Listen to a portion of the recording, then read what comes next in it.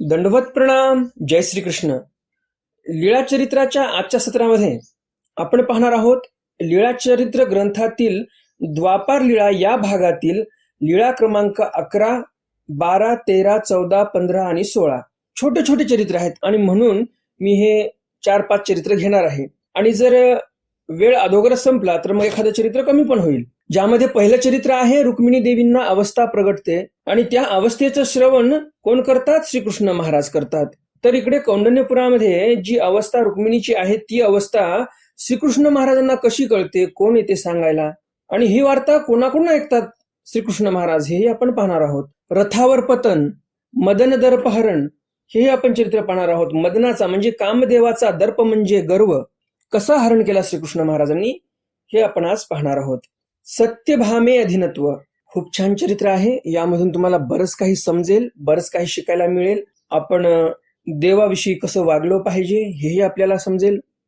आणि रेवंतका सत्यलोकागमन, रेवंतकाची मुलगी रेवंतकी ही बळीरामाला द्यायची होती, त्यांचा विवाह करायचा होता. तर त्या अगोदर बळीरामाचा आणि रेवंतकीचा विवाह होण्याच्या अगोदर त्या रेवंतकीचे वडील म्हणजेच रेवांतक हे कुठे कुठे हिंडतात मुलीच्या लग्नासाठी, मुलीच्या विवाहासाठी, की मुलीला कोणतं स्थळ चांगलं राहील, कोणता वर पाहावा, यासाठी रेवंतक खूप हिंडतो. मग त्याला कुठे समजते की या मुलीचा वर कुठे आहे, काय नाही, हिला कुणाच्या घरी द्यायचंय, आपल्याला हिचं स्थळ कुठे आहे नेमकं, हे कोण सांगते त्याला? आणि मग रेवंतक कुठे जातो, कसं होते, सगळं आपण सविस्तर पाहणार आहोत.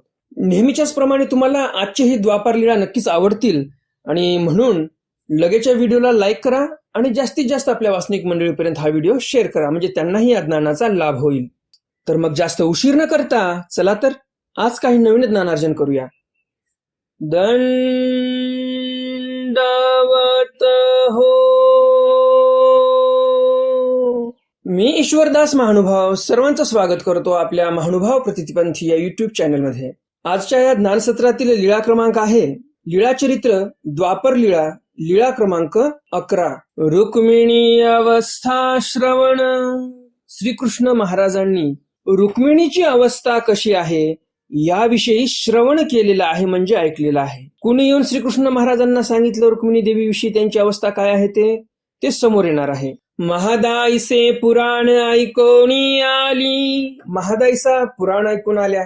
मग गोसावियांसी पुसिले. मग स्वामींना महादाईसा विचारतात, जी जी श्री कृष्ण चक्रवर्ती न ऐकल्या का बीजे केले. महादाईसा म्हणतात, जी जी श्रीकृष्ण महाराज एकटेच कावर गेले, कुठे? कौंडण्यपूरला.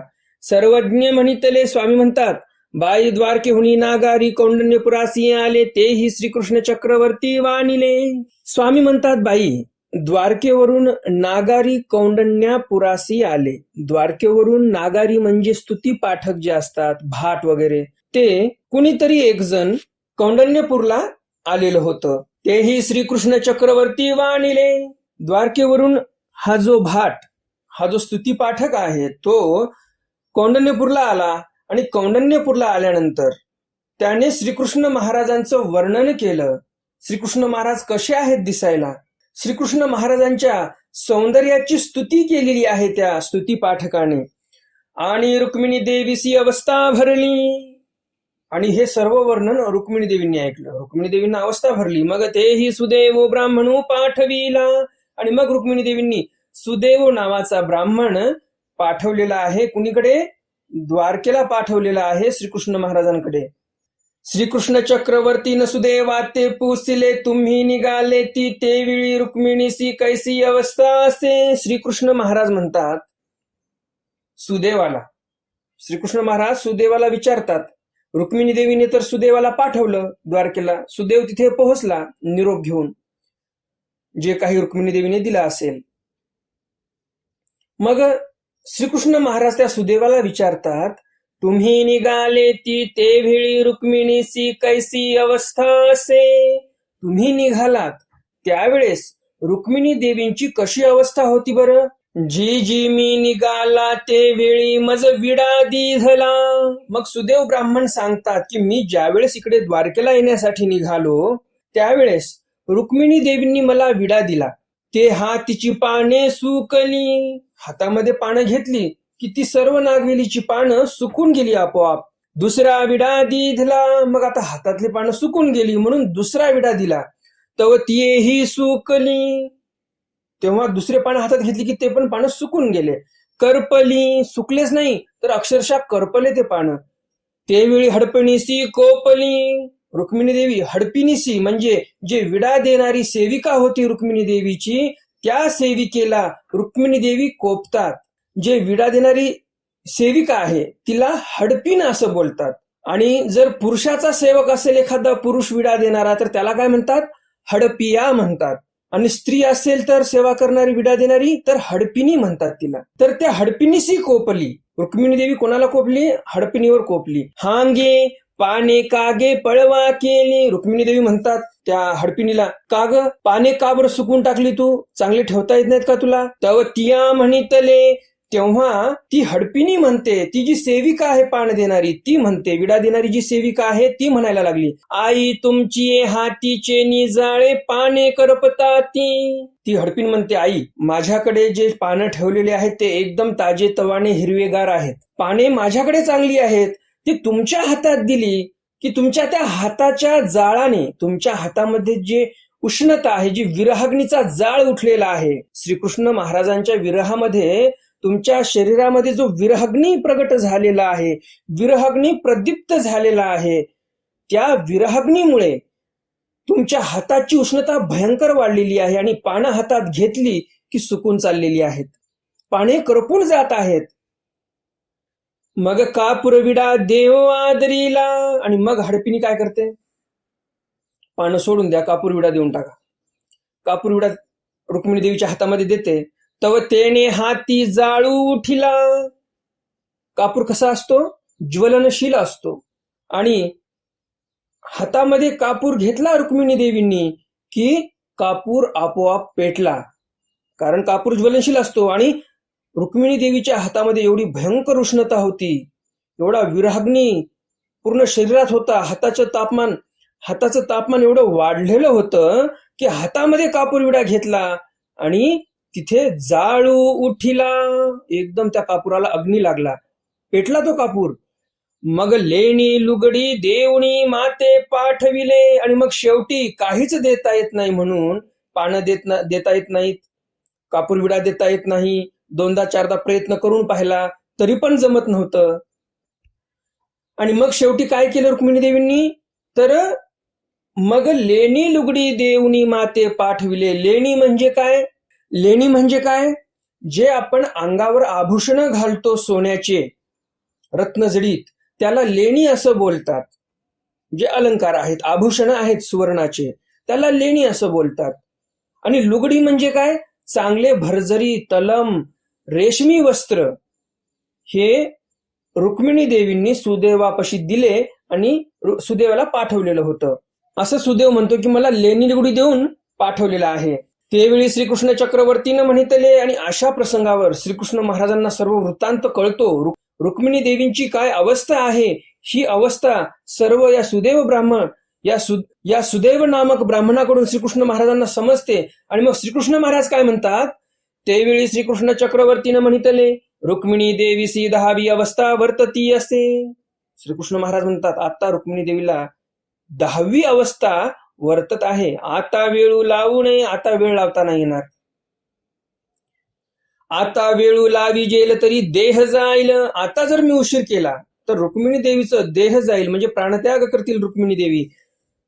तैसेची श्रीकृष्ण चक्रवर्तीनं विजय केले. तैसेची म्हणजे लगेच देव तिथून निघाले. कुठून? द्वारकेहून.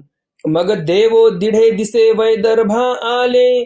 मग द्वारकेवरून देव निघाले तर 1.5 दिवसामध्ये देव विदर्भाला आलेले आहेत, विदर्भामध्ये पोहोचलेले आहेत. 1.5 दिवस म्हणजे किती? आपण 1 दिवसाचं जर माप केलं तर 1 दिवस किती तासाचा असतो? 24 तासाचा 1 दिवस असतो. आणि आता 1.5 दिवस जर करतो म्हटलं तर किती होते? 24 मध्ये पुन्हा 12 टाका, म्हणजे 36 तास. तर 36 तास सतत प्रवास केलेला आहे श्रीकृष्ण महाराजांनी. मध्ये कुठे घोड्यांना पाणी चारा वगैरेसाठी थांबले असतील, कारण 36 तास प्रवास करणं म्हणजे साहजिकच आहे. श्रीकृष्ण महाराज त्या घोड्यांना एवढा त्रास कशाला देतील? त्यांना पाणी तर पाजावं लागेल. तर 36 तास श्रीकृष्ण महाराजांना त्या काळामध्ये लागले, ज्यावेळेस काही इन्फ्रास्ट्रक्चर एवढं मजबूत नव्हतं. आता जर पाहायला गेलं, द्वारकेवरून जर माणूस निघाला, नॅशनल हायवे 47 या हायवेने जर आला तर 1165 किलोमीटर एवढं अंतर भरते द्वारका ते अमरावती. 1165. आणि दुसरे काही रूट आहेत त्याच्यामध्ये अंतर पुन्हा जास्त वाढते, जवळजवळ 1300 किलोमीटर पर्यंत अंतर जाते. तर आताच्या घडीला एवढं इन्फ्रास्ट्रक्चर मजबूत आहे, रोड हायवेज मोठे मोठे तयार झाले. हा नॅशनल हायवे 47 आहे, जो द्वारकेहून सरळ अमरावतीला आलेला आहे आणि छान हायवे आहे. तर अशा या मजबूत अशा हायवेवर जर प्रवास करतो म्हटलं आता आपण, तरी पण आपल्याला जवळजवळ 23 ते 24 तास लागतात. कंटिन्युअस आपण प्रवास जरी केला तरी द्वारकेवरून अमरावतीला येण्यासाठी आताच्या घडीला पण 24 तास लागतात. मग तुम्ही विचार करा, श्रीकृष्ण महाराज 36 तासामध्ये प्रवास करून विदर्भाला पोहोचलेले आहेत, म्हणजेच विदर्भाला पोहोचलेले आहेत रुक्मिणी देवींना आणण्यासाठी. रथावर प्रवास केलेला आहे श्रीकृष्ण महाराजांनी. देवाला काय अदृश्य होणं येता आलं नसतं का बरं? एवढा प्रवास करण्याची काय आवश्यकता होती? परमेश्वर अवतार आहेत ते. एका क्षणामध्ये चला कौंडिण्यपूरला जायचं, एका क्षणामध्ये तिथं हजर झाले असते देव. इकडले इकडे गायब झाले, तिकडे लगेच त्या महालामध्ये पोहोचले, असं झालं असतं. परंतु श्रीकृष्ण महाराजांनी तसं का नाही केलं? एवढा कठीण प्रवास का केला? प्रवासामध्ये काही सोपं थोडी असते. त्या काळामध्ये मातीचे रोड होते सर्व, कुठे खड्डा, कुठं काय. तर अशा प्रकारे कुठे नगर लागले, कुठे गाव लागले, कुठं जंगल लागलं. रात्र दिवस करत कंटिन्युअस 36 तास प्रवास केला आणि विदर्भाला पोहोचले देव. एवढा कष्ट कशामुळे घेतले? ह्या मागचं एक कारण होतं. श्रीकृष्ण महाराजांना दाखवायचं होतं की जो माझी भक्ती करतो, जो माझ्यावर प्रेम करतो, त्या भक्तासाठी मी कितीही कष्ट घ्यायला तयार आहे, हे तुम्हा आम्हाला दाखवायचं होतं. की तुम्ही हे लीळा ऐकून तुम्ही पण देवाची चांगली भक्ती केली पाहिजे, हे श्रीकृष्ण महाराजांना दाखवून द्यायचं होतं. दुसरं कारण आपण असंही म्हणू शकतो की श्रीकृष्ण महाराज हे सामर्थ्यवान तर होते, परंतु वेळ होता देवाकडे. 36 तासामध्ये देव तिथे पोहोचले असते. रुक्मिणी देवींनी काय देहत्याग केला नसता आणि रुक्मिणी देवीचा देहत्याग करण्याअगोदर ते पोहोचले असते. एवढी वेळ होती त्यांच्याकडे, म्हणून ते रथाने निघालेले आहेत. जर सहजतेने कामं होत असतील थोडंसं कष्ट घेऊन, तर मग चमत्कार आणि सामर्थ्य वापरण्याची काय आवश्यकता आहे, हे श्रीकृष्ण महाराजांना आपल्याला दाखवून द्यायचं होतं. नख काढायचे आहेत आपल्याला, आपण कशाने नख काढणार? नेल कटरने नख काढणार किंवा ब्लेडने नख काढणार, किंवा पूर्वीच्या काळामध्ये म्हणायला गेले तर वस्त्र्याने नख काढणार. कोणीतरी नख काढण्यासाठी तलवारीचा वापर केला का? नाही. तर मग काम तेवढं फार मोठं नव्हतंच. आणि त्यामुळे देव म्हणाले, कशाला सामर्थ्य दाखवायचं, इथं आपलं ऐश्वरत्व, चला रथावर बसून, असं देव म्हटले. आणि म्हणून देवाने इथे ते सामर्थ्य वगैरे काही दाखवलं नाही, सरळ आपला माणसासारखा प्रवास केलेला आहे. आणि हे संदेश आपल्याला दिलेला आहे की माणसाने सहज जीवन जगलं पाहिजे. तुमच्याकडे जरी उपलब्धता असेल आधुनिक वस्तूंची, आधुनिक तुमच्याकडे सर्व साधन सामग्री आहे, तरी पण एक सहज जीवन जगलं पाहिजे माणसाने. श्रीकृष्ण महाराजांकडे काय सामर्थ्य नव्हतं का? होतं, परंतु एक सहज जीवन जगलं पाहिजे माणसाने. त्याच्यामध्ये कष्ट येतील, परिश्रम येतील, तर हेच जीवन आपल्यासाठी चांगलं आहे, हे श्रीकृष्ण महाराजांना इथे दाखवून द्यायचं होतं. जसं आता बघा तुम्ही, आपल्या शहरी भागामध्ये बऱ्याच काही घरच्या ज्या महिला आहेत त्यांच्याकडे जास्त काम नसतात. त्यांना घरी फारच कठीण परिश्रम करावे लागत आहेत असं काही नाही. घरी किचनमध्ये पाणी आहे, बाथरूममध्ये पाणी आहे, पाणी भरण्याची आवश्यकता नाही, विहिरीवर जाण्याची आवश्यकता नाही, किंवा हँडपंपवर जाऊन त्या हापशावरचं पाणी हापसून आणायची गरज नाही. काही परिश्रम नाही. स्वयंपाक करायचा असेल तर लगेच कुकर लावलं, 10 मिनिटात 2-3 शिट्ट्या झाल्या की वरण आणि भात तयार. एक फोडणी दिली आणि 2 पोळ्या टाकल्या की जेवायचं तयार. सर्व काही आहे. कपडे धुवायचे असले तर वॉशिंग मशीन आहेत. पूर्वीच्या काळामध्ये जात्यावर गहू दळावे लागायचे, ज्वारी दळावी लागायची आणि नंतर भाकरी कराव्या लागायच्या, पोळ्या कराव्या लागायच्या. आता तसं काही उरलं नाही. सर्व आधुनिक यंत्रसामुग्री आपल्याला सर्व घरी पोहोचलेली आहे. मग याचा दुष्परिणाम काय झाला? हे जे आधुनिक सामग्री आहे याचाही वापर केला पाहिजे विशिष्ट काळामध्ये, अडीअडचणीला. परंतु या सर्व आधुनिक सामग्रीचा आपल्याला इफेक्ट होण्याच्या ऐवजी साईड इफेक्ट जास्त झालेले आहेत. आपण कुकरमध्ये तुरीची डाळ शिजवतो, मुगाची डाळ शिजवतो, हरभऱ्याची डाळ शिजवतो, जे काही तुम्हाला वरण खायचं असेल ते शिजवतो आपण. तुम्हाला मी सांगू इच्छितो, फॉरेन्सिक लॅबमध्ये कुकरमधल्या डाळीची टेस्ट करण्यात आली. फॉरेन्सिक लॅबमध्ये ती डाळ नेली आणि तपासलं तिला. त्यामध्ये प्रोटीन तत्व किती उरले? तर तुम्हाला ऐकून आश्चर्य वाटेल, कुकर मधल्या शिजलेल्या डाळीचे प्रोटीन तत्व फक्त 3 ते 4% उरले. 96% जवळजवळ ते प्रोटीन तत्व मरून गेले. कशामुळे मरून गेले बरं? ह्यामागचं एक कारण आहे. थोडं विषयांतर होईल, परंतु फार महत्वाचा विषय आहे, तुमच्याही उपयोगात येईल. आणि तुम्हाला जर खरंच एक निरामय जीवन जगायचं असेल, निरोगी जीवन जगायचं असेल, त्यासाठी फार महत्वपूर्ण ही माहिती आहे. आणि त्यामुळे विषयांतर झालं तरी चालेल, परंतु ही माहिती मला असं वाटलं की तुम्हाला ही दिली पाहिजे, म्हणून मी हे विषयांतर करत आहे. कुकरमध्ये तुम्ही डाळ शिजवली तुरीची, शिजली किती वेळामध्ये? 10 मिनिटामध्ये डाळ शिजली. तुम्ही म्हणताय बरं का हे डाळ शिजली म्हणून, आणि म्हणून मी हा शब्द वापरलाय. नेमकं होते काय ते मी तुम्हाला समोर सांगणारच आहे. त्या डाळीचं काय होते नेमकं ते सांगणारच आहे समोर. फक्त तुम्ही व्हिडिओ शेवटपर्यंत पहा. तुम्ही बाजारातून 100 रुपये किलो किंवा 125 रुपये किलो किंवा 80 रुपये किलो जे काही रेट असेल त्या किमतीची, एवढ्या महागाची डाळ तुम्ही घरी आणली, कुकरमध्ये शिजवली, तर त्याचं प्रोटीन तत्व 3 ते 4% राहिलं, 96% जळून गेलं. यामागचं कारण काय? तर त्या प्रेशर कुकरमध्ये ती डाळ शिजली नाही, तर ती डाळ फुटलेली आहे. तुमच्या कुकरचं नाव काय आहे पूर्ण? घरी जे कुकर वापरता तुम्ही त्याला कुकर म्हणतात का फक्त? नाही, त्याला प्रेशर कुकर म्हणतात. ते कुकर जे आहे तुमचं नैसर्गिकरित्या शिजवत नाही. जसं चुलीवर भांडं ठेवलं, त्याच्यात डाळ टाकली आणि ती शिजत बसली, त्याला अर्धा घंटा लागतो. तुरीच्या डाळीला अर्धा ते पाऊण घंटा लागतो आरामशीर शिजायला चुलीवर. परंतु प्रेशर कुकर आहे हे, दाब देत आहे तुमच्या त्या डाळीवर. जे वाफ तयार होते त्या कुकरमध्ये, त्या कुकरच्या प्रेशरने, त्या कुकरच्या वाफेच्या दाबाने ती डाळ फुटत आहे, शिजत नाही. तुम्ही जर डाळ शिजली म्हणत असाल तर तुमचा तो गैरसमज आहे. ती डाळ शिजलेली नाही, ती डाळ त्या प्रेशरमुळे फुटलेली आहे. एवढं ते वाफाचं भयंकर प्रेशर असते. कुकर जर फुटलं तर अक्षरशः ते कुकरचे झाकणाचे, त्या कुकरचे चित्रे होऊन जातात, स्लापला उडून लागते ते कुकर, इतकं प्रेशर असते त्याच्यामध्ये. मग एवढ्या प्रेशर पुढे तुमची डाळ शिजणार आहे की फुटणार आहे, तुम्हीच विचार करा. तर प्रेशर कुकर मधली डाळ कधीही शिजत नसते. ते त्या प्रेशरमुळे ते डाळ फुटत असते, नरम होऊन जात असते, फुटत असते, शिजत कधीच नाही. कारण एक संयुक्तिक असं उदाहरण देतो मी तुम्हाला समजून घेण्यासाठी. या पृथ्वी तलावर निसर्गापेक्षा बलशाली कोण आहे तुम्ही सांगा? आहे का कोणी? नाही. निसर्गापेक्षा बलशाली कोणीही नाही या पृथ्वी तलावर, या ब्रह्मांडामध्ये कोणी नाही या निसर्गापेक्षा शक्तिशाली. मग तुम्ही विचार करा, तुरीची डाळ शेतामध्ये तयार होण्यासाठी, हे जे तूर आहे हे तूर शेतामध्ये तयार होण्यासाठी जवळजवळ 8 ते 9 महिने लागतात. जून महिन्यामध्ये जर तूर पेरली शेतामध्ये, तर जून, जुलै, ऑगस्ट, सप्टेंबर, ऑक्टोबर, नोव्हेंबर, डिसेंबर, जानेवारी, जवळजवळ डिसेंबर ते जानेवारी महिना येतो. म्हणजे जवळजवळ 8 महिने लागतातच ते तूर तयार व्हायला.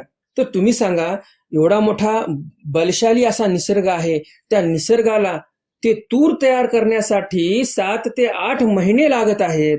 आणि तुम्ही जर म्हणत असाल की मला ही डाळ 5 मिनिटांमध्ये शिजून खायची असेल, तर हे चालेल का बरं? ते डाळ तुम्ही प्रेशर कुकरमध्ये फोडत पण आहात प्रेशरने, त्या वाफेच्या, परंतु ती तुमच्यासाठी अपायकारक आहे. फॉरेन्सिक लॅबमध्ये टेस्ट केलेली आहे त्या डाळीची, तर फक्त 3 ते 4% तुम्हाला तिथे प्रोटीन मिळतात खायला. म्हणजे तुम्ही विकतचा माल आणत आहात आणि त्याचा सर्व भुसा करून खात आहात. त्याच्यामध्ये काही नाही, फक्त चोथा उरत आहे. प्रोटीन सत्व सर्व जळून जात आहेत त्या वाफेपुढे. एवढी भयंकर वाफ असते, त्या वाफेपुढे खरंच टिकतील का ते प्रोटीन त्याच्यातले? नाही, जळून जातात प्रोटीन. आणि खाता तुम्ही ते फक्त आणि फक्त चोथा खाता डाळीचा. आणि मग विचार करता की आम्ही एवढी प्रोटीनची डाळ खातो, आम्ही हे खातो, आम्ही ते खातो, आणि मग आम्हाला बिमाऱ्या का झाल्या? अहो, तुम्ही त्या प्रेशर कुकरमध्ये टाकून शिजवत आहात आणि खात आहात, प्रोटीन सर्व जाळून टाकत आहात. पैशाची बर्बादी, वेळेची बर्बादी. आता तुम्हाला वाटेल वेळेची बर्बादी कसं काय? कुकरमध्ये तर 10 मिनिटांमध्ये शिजते, ती पण वेळेची बर्बादी आहे. तुम्ही प्रेशर कुकरमध्ये 10 मिनिटात डाळ शिजवली, तांदूळ शिजवले, वेळ कुठे खर्च केला तुम्ही? टीव्ही पुढे बसून तुम्ही ते सासू सुनेच्या सिरियल पाहिल्या, वेळ वाचवला स्वयंपाकामधला. टीव्ही पुढे बसून तुम्ही सिरियल पाहिले, पिक्चर पाहिले, जे काही पाहिलं, तर वेळ तुम्ही कुठे विधायक कामाला मार्गी लावला का? नाही लावला. मग शेवटी एकतर पैसा गेला, भस्कापुरे तुम्ही सर्व अन्न खाल्लं शिजून त्या प्रेशर कुकरमध्ये, वेळ टीव्ही पुढे वाया घातला, शरीरामध्ये प्रोटीनची कमतरता आली, मग पांढऱ्या पेशा कमी झाल्या, मग बीपी झाली, मग शुगर झाली, मग high blood pressure, low blood pressure, आणि मग शेवटी दवाखान्यात जाऊन आलिशान तुम्ही आयसीयू मध्ये बसून राहता. इकडे बिलावर बिल फाडत जातो डॉक्टर, आणि पैशाचा पैसा जातोच जातो वाया. तुम्हाला शारीरिक ताप किती होतो याचाही विचार करा. आणि जमेल तर पितळी पातेल्यामध्ये डाळ शिजून खा. पितळी पातेल्यामध्ये जर तुम्ही डाळ शिजून खाल्ली तर जवळजवळ तुम्हाला 90% प्रोटीन्स तसेच खायला मिळतात. तुमच्या आरोग्यासाठी चांगले प्रोटीन असतात. हे मला सांगायची काही गरज नाही, परंतु सांगत आहे की प्रोटीन जर जास्त असले तर तुमच्यासाठी चांगलं आहे. पितळच्या पातेल्या शिजून खा. आणि जर तुम्ही मातीच्या मडक्यामध्ये जर शिजून खाल्लं, मग ते डाळ असेल, भात असेल, काही असेल, 100% प्रोटीन तुम्हाला मिळणार. पूर्वीचे लोक आपले काही पागल नव्हते मडक्यामध्ये शिजून खायचे. हे अॅल्युमिनियम कधी आलं? इंग्रजांनी अॅल्युमिनियम आणलं. आपले सर्व स्वतंत्र सेनानी, क्रांतीवीर जे होते ते जेलमध्ये असायचे आणि जुन्या काळामध्ये भारतामध्ये तर आपल्या पितळचे पातेले असायचे आणि त्याच्यामध्ये सर्व शिजून खायचे. तर मग इंग्रजांना वाटलं एवढं चांगलं कशाला खाऊ घालायचं यांना तर आपल्याला मारायचं आहे लवकर. हे सर्व जे क्रांतिकारी आहेत त्यांना मारायचं आहे लवकर. तर मग यांना चांगल्या धातूमध्ये कशाला शिजून खाऊ घालायचं? पितळ हे चांगला धातू आहे, त्याच्यामध्ये कशाला शिजवायचं? मग यांनी काय केलं? अॅल्युमिनियमचे भांडे तयार केले. अॅल्युमिनियम शरीरासाठी अत्यंत घातक आहे, कारण त्या अॅल्युमिनियमच्या प्रेशर कुकरमध्ये शिजवलेले अन्न खराब होते, प्रोटीन सत्व नाहीसं होते. आणि जर्मनच्या पातेल्यामध्ये जे काही अन्न पातेल्यात जरी शिजवलं तरी पण ते अॅल्युमिनियम हे आपल्या शरीरासाठी हानिकारक आहे. नाहीतर आपले ऋषीमुनी लोक फार मोठे मोठे वैज्ञानिक होते, त्यांना अॅल्युमिनियमचा शोध लावता आला नसता का? नागार्जुना सारखा रसायन तज्ज्ञ, एवढा मोठा वैज्ञानिक आपल्या भारतामध्ये होऊन गेला. त्यांनी सोन्याचं शुद्धीकरण कसं करावं, सोनं धातू कसा तयार करावा, ह्यावर संशोधन करून मोठे मोठे ग्रंथ लिहिले. फार मोठे एक केमिस्ट्रीचे तज्ज्ञ होते नागार्जुन म्हणजे. त्यांना करता आलं नसतं अॅल्युमिनियम तयार? करता आलं असतं. परंतु आपण भारतीय लोक फक्त उत्तम दर्जाचे धातू वापरायचो पूर्वीच्या काळामध्ये. सोनं, चांदी, तांब, पितळ, हे अॅल्युमिनियम वगैरे आपण वापरतच नव्हतो. इंग्रजांनी आपल्याला अॅल्युमिनियमचे भांडे दिले म्हणजे याचा अर्थ असा नाही की त्यांनी आपल्यावर उपकार केले. उलट त्यांनी आपल्याला मारण्यासाठी एक कपट कारस्थान रचलं होतं. आपल्या क्रांतिकाऱ्यांना मारण्यासाठी मुद्दामून ते अॅल्युमिनियमचे भांडे आणले होते. यांच्यामध्ये शिजून खाऊ घातलं म्हणजे प्रोटीन सत्व नाहीसं होते, सकस आहार नाही मिळणार, तर लवकर मरणार हे लोक. परंतु आपले नंतरचे लोक असे झाले की आपल्याला असं वाटायला लागलं अॅल्युमिनियमचं पातेलं म्हणजे फार मोठी गोष्ट आहे. जुने घरातले पितळेचे पातेले आपण भंगारमध्ये देऊन टाकले, भांड्याच्या दुकानावर मोड म्हणून देऊन टाकले आणि आपण काय खात आहोत आता? अॅल्युमिनियम मधलं खात आहोत. खूप दुःखाची गोष्ट आहे ही. आणि तुम्हाला वाटत असेल तुमचं जीवन निरामय व्हावं, निरोगी तुम्हाला जगायचं असेल तर मातीच्या मडक्यामध्ये शिजून खा, पितळच्या पातेल्यामध्ये शिजून खा. अॅल्युमिनियम कधीच नका वापरू.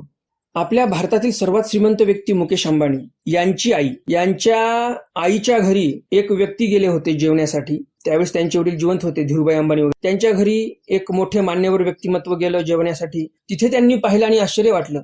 मुकेश अंबानीची आई खापराच्या तव्यावर चपात्या भाजत होती. तुम्ही सांगा, धीरूभाई अंबानीचं घर. धीरूभाई अंबानी पण श्रीमंत होते, घरी काही कमी नव्हती, परंतु खापराच्या ताव्यावरचं खायचे ते. आता एवढं उदाहरण खूप झालं तुमच्यासाठी. मला तरी वाटतं तुम्हाला आता सगळं समजलं असेल महत्व, की मोठे मोठे लोक कसे खातात आणि आपण कसे खात आहोत. बाकी तुम्ही स्वतंत्र आहात तुमचा विचार करण्यासाठी. तुम्हाला इच्छा असेलच की डॉक्टरांना आपण पैसे दिलेच पाहिजे, आपण बिमार पडलोच पाहिजे आणि डॉक्टरांचं घर आपण भरलंच पाहिजे, अशी तुमची इच्छा असेल तर खुशाल प्रेशर कुकर वापरा आणि तुम्हाला जसं जीवन जगायचं तसं तुम्ही जगू शकता. जे चांगल्या गोष्टी मला सांगायच्या होत्या त्या मी तुम्हाला सांगितलेल्या आहेत आणि त्यावर अंमल करायचं किंवा न करायचं ते तुमच्यावर सोडतो मी. तर अशा प्रकारे इथे विषय कशावरून निघाला की श्रीकृष्ण महाराजांनी पण चमत्कार होता सर्व. श्रीकृष्ण महाराजांकडे सामर्थ्य होतं, एका सेकंदात ते विदर्भाला जाऊ शकले असते रुक्मिणी देवीच्या घरी, परंतु गेले नाही.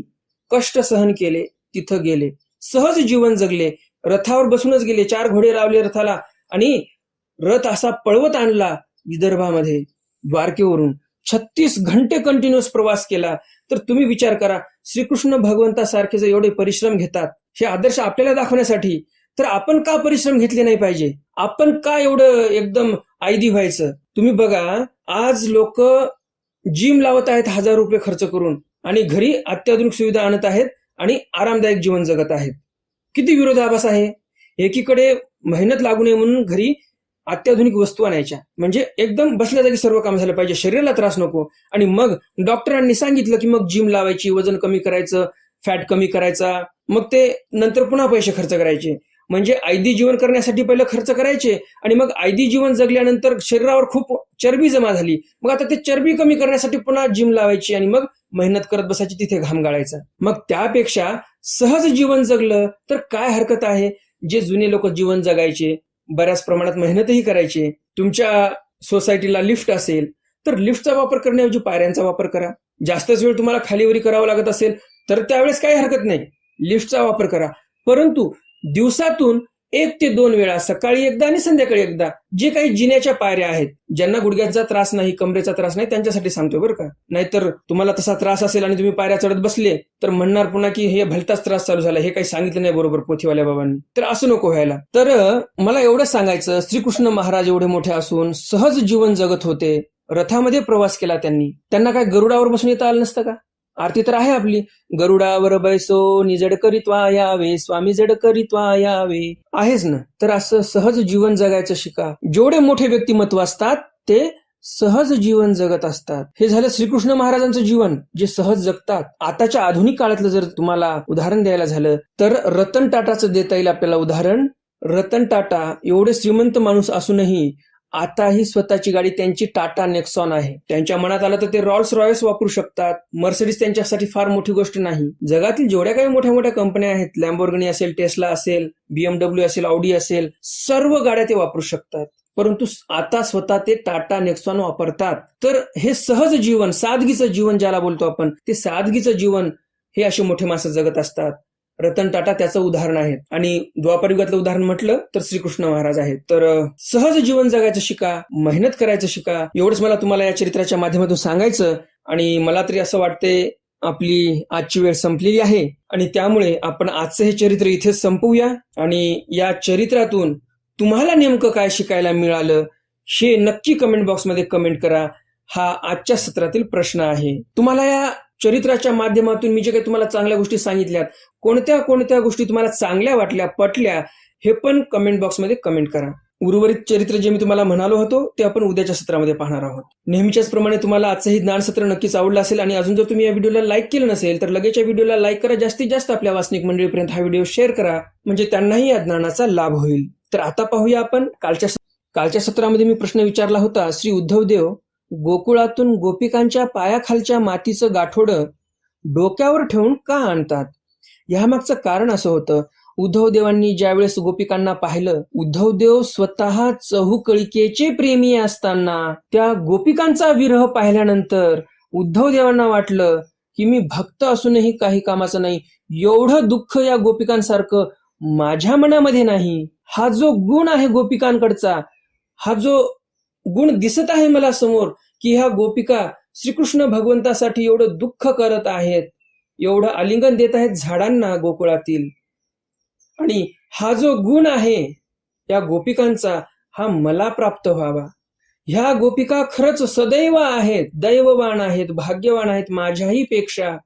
हे पाहिल्यानंतर उद्धवदेवांना असं वाटलं की खरंच ह्या माऊल्या फार श्रेष्ठ आहेत माझ्यापेक्षा, आणि म्हणून त्यांच्या पायाखालची धूळ जी आहे, माती जी आहे, ती उद्धवदेवांनी त्या एका कपड्यामध्ये बांधून गाठोडं तयार करून डोक्यावर ठेवून आणलेली आहे. रथामध्ये बसले पण ते गाठोडं खाली नाही ठेवलं, ते मातीचं गाठोडं त्यांनी डोक्यावरच ठेवलेलं आहे. कारण उद्धवदेवांना वाटलं हे माझ्या श्रीकृष्ण महाराजाच्या विरहाग्नीमध्ये जळणाऱ्या गोपिकांच्या पायाखालची माती आहे, ही फार श्रेष्ठ आहे आणि हे खाली ठेवणं तरी योग्य नाही. एवढं महत्व असते भक्ताला. एका भक्ताच्या तळपायाच्या खालच्या मातीचं, म्हणजे तुम्ही विचार करा, उद्धव देव पण किती गुणवान असतील, आपण विचारही करू शकत नाही. हा मोठेपणा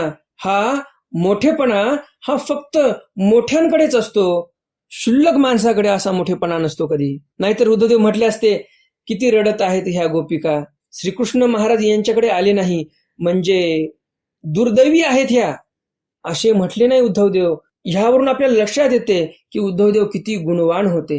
जिथे कुठे आपल्याला गुण दिसतील ते गुणच आपण घेतले पाहिजे, हे आपल्याला उद्धवदेव पण शिकवतात. ज्याप्रमाणे तुम्ही कालच्या ज्ञानसत्रातील प्रश्नाचं बरोबर उत्तर दिलं, त्याचप्रमाणे तुम्ही आजच्याही ज्ञानसत्रातील प्रश्नाचं बरोबर उत्तर देणार अशी अपेक्षा आहे. तर भेटूया उद्याच्या सत्रामध्ये श्रीकृष्ण महाराजांच्या काही नवीन चरित्रासह, ज्यामध्ये बळीरामांचा विवाह होणार आहे हे आपण पाहणार आहोत. तर भेटूया उद्याच्या सत्रामध्ये श्रीकृष्ण महाराजांच्या काही नवीन चरित्रासह. तोपर्यंत दंडवत प्रणाम. जय श्रीकृष्ण. दंडवत हो.